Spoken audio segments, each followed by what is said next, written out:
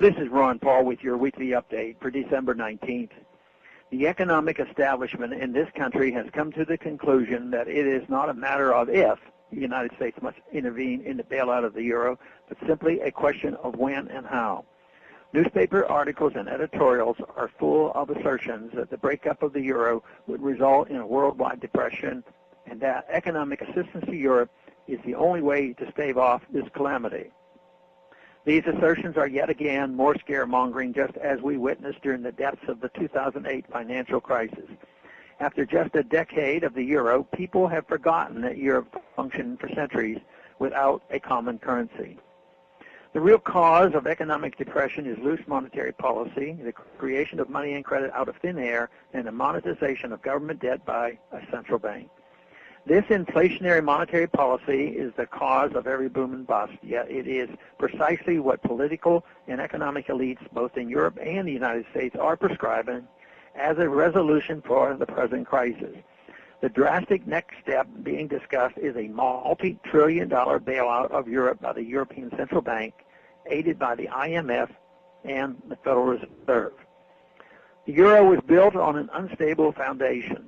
Its creators established a dollar-like currency for Europe while forgetting that it took nearly 2 centuries for the dollar to devolve from a defined unit of silver to a completely unbacked fiat currency note.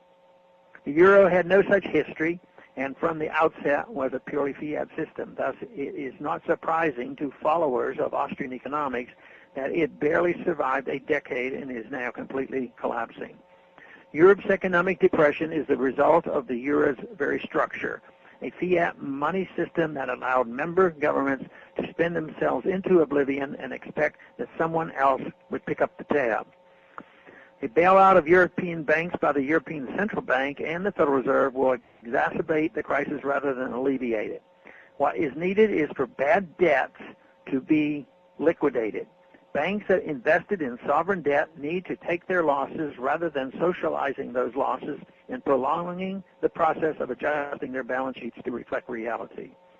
If this were done, the correction would be painful but quick, like tearing off a large Band-Aid, but this is necessary to get back on solid economic footing. Until the correction takes place, there can be no recovery. Bailing out profligate European governments will only ensure that no correction will take place. A multi-trillion-dollar European aid package cannot be undertaken by Europe alone and will require IMF and Federal Reserve involvement.